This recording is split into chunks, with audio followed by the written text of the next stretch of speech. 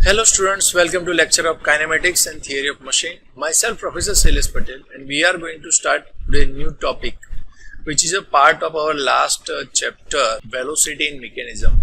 There is two methods are there, relative velocity and second is the instantaneous center. So right now we are going to start the instantaneous center method for finding velocity of any point or any component of mechanism. Okay, let's start. Okay, before starting this topic, we have to understand types of motion in an element. So first of all, I can say if I am giving some point here, so check this, there is a point or center of crank, and if crank is rotating, maybe rotation can be total, complete revolution or partial rotation can be there. So this type of motion means there is some reference point with respect to it is rotating, so it is a rotation. But when I am saying that translatory motion means this link in this condition and it will move in this direction. Okay, so you can check this like without changing the position, it is a so if it is moving in this direction, it can be said that it is a translatory motion. But when I am saying that with respect to this point, sorry, I am saying that if this in a link in this position and it is moving and second position is changed to like this here, so what it is?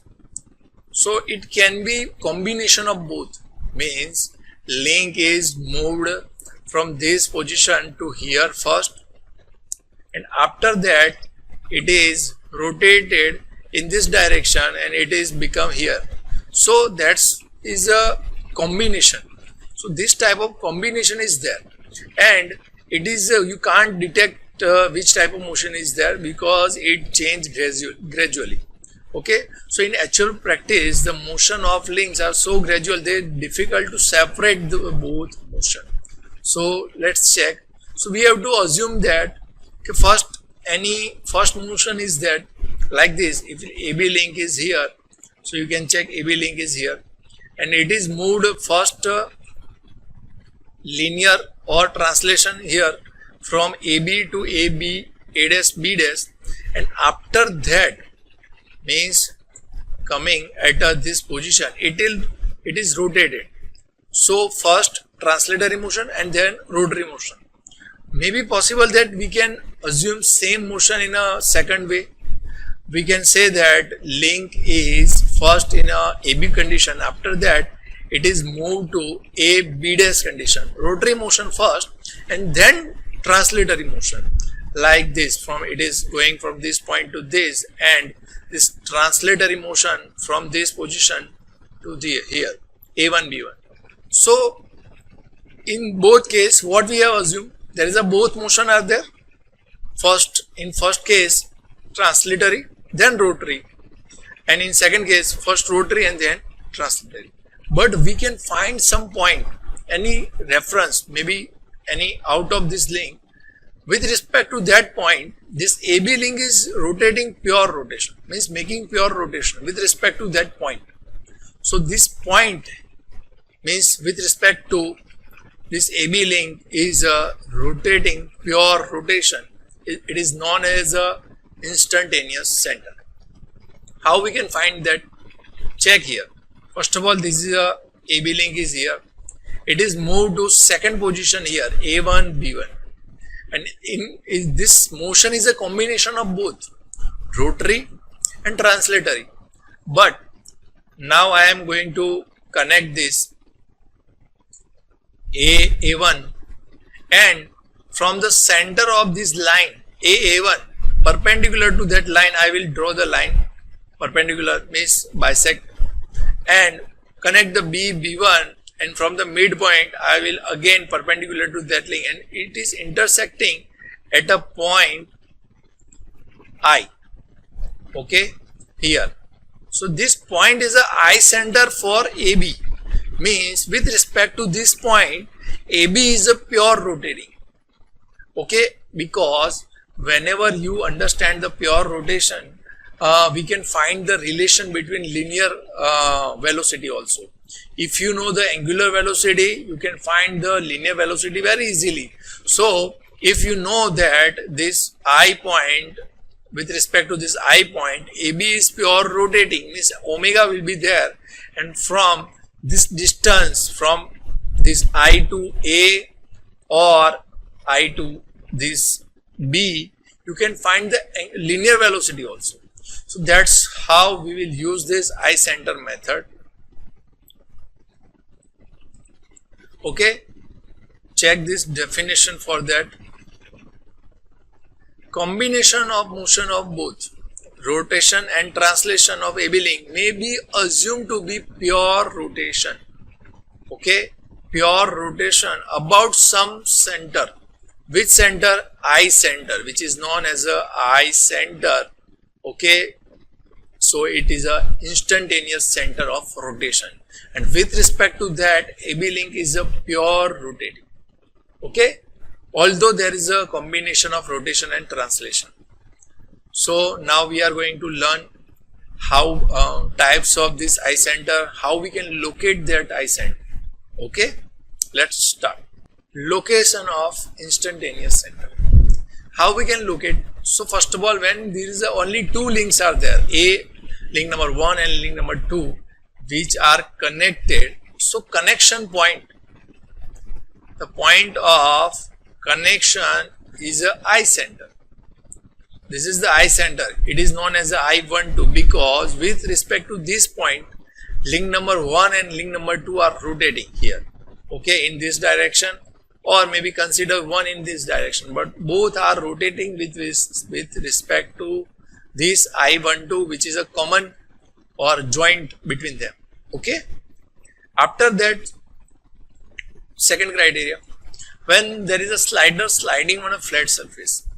So how can you imagine the point with respect to this slider is a pure rotation? Because it is the pure translatory motion in there.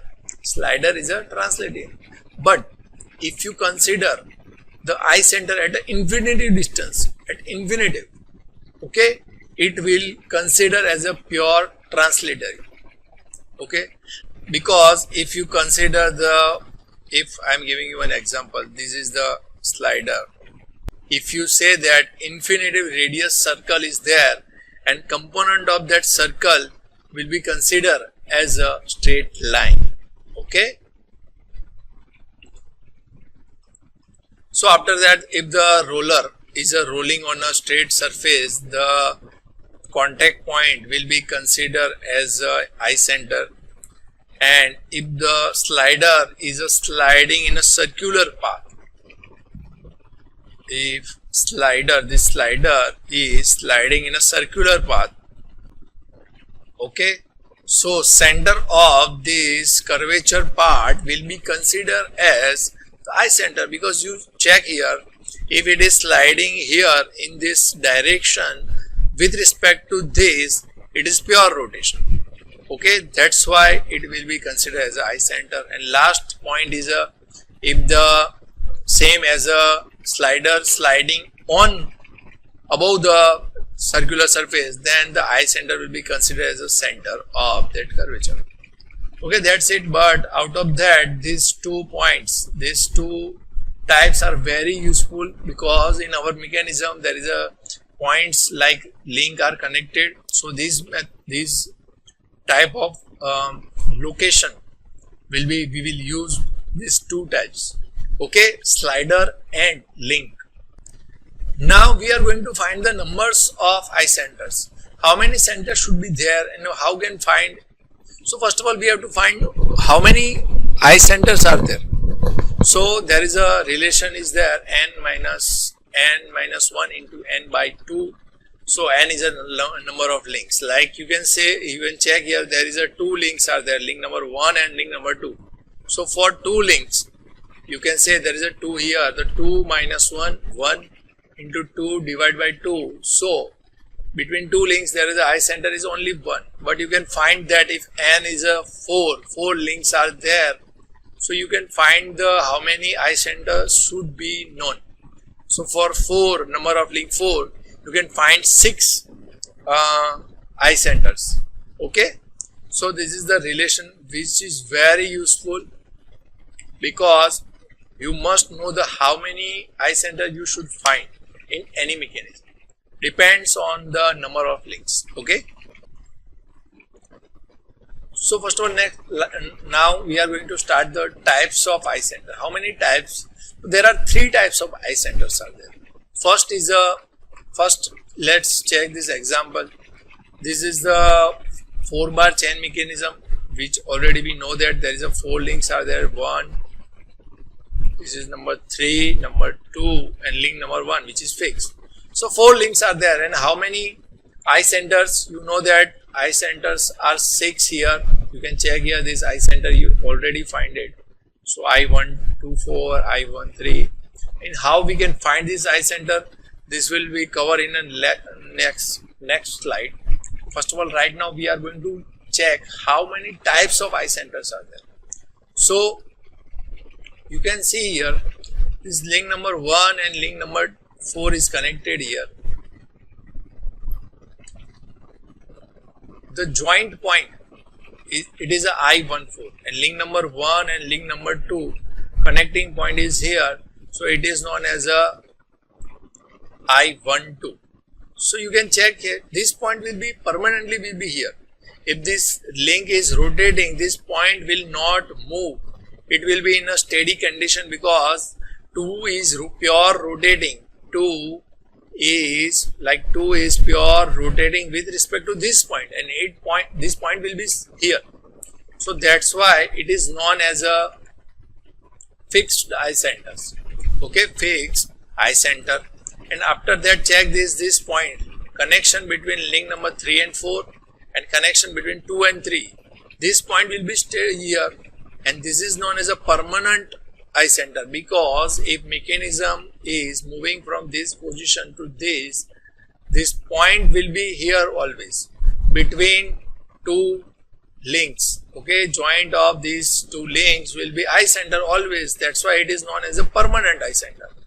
But this I13 and I24 are moving with respect to these links. Okay, so that's why it is known as a neither fixed nor permanent eye center. Okay,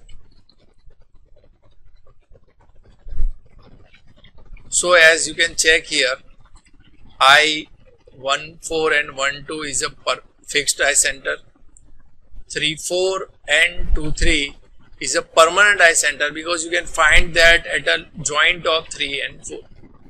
And last is a neither fixed and nor permanent. Now we are going to learn Arnold Kennedy theorem, which is very important. Okay, there is not a longer derivation, is there, very simple theorem is this. So if you check here, if I am giving you one example, 3 links are there and connected in this way, making the triangle. Okay, this is the link number 1, link number 2, and link number 3. Okay, so you can locate the eye center here, where the connection, this is the I12, this is the I13, and this will be I23.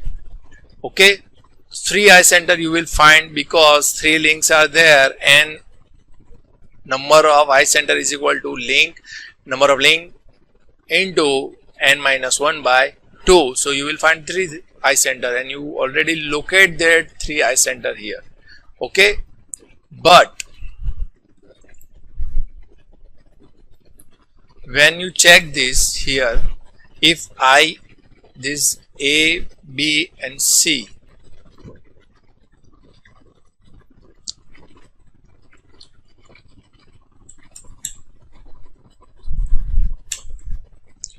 okay, let's start Arnold Kennedy theorem. We are going to learn this. It is very simple and small theory is there. So let's start with I am giving you one example. If there is 3 links are there, and how many eye center you can find here, 3 links are there. Okay, check this. Let's give the name. This is the A, B and here C. So you will find the three eye centers. Where will be there that eye center? You can find here link number. This is the IAB. Here will be IAC and here will be IBC. So that's how you will find three eye center first. But you can check this point here. This point, velocity of this point with respect to this eye center will be in this direction perpendicular to link. But same point is on this link also. Same point is also on this link also. So according to, with respect to this point, motion of this point is in direction of this direction. So it is not possible is there. So that's how this Arnold Kennedy theorem is there. Statement is like this: if three body moving relative to each other, they have three instantaneous centers and lies on a straight line. Okay, don't confuse with this figure. This figure is saying that if three links are there and if there is a relative motion, eye center will be on a straight line.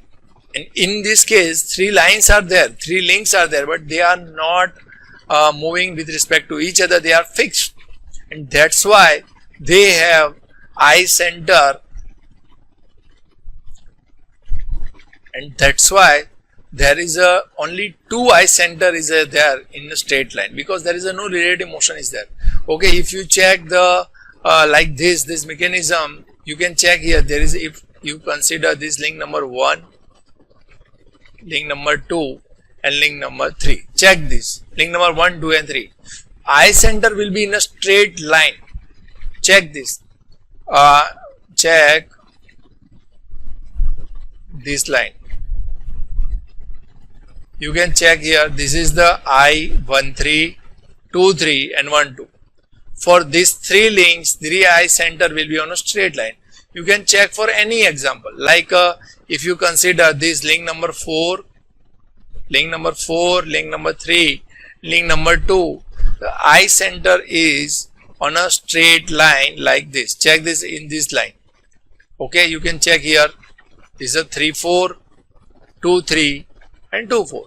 So if there is a relative motion between the links and three links are there, all three eye center will be on a straight line. Okay.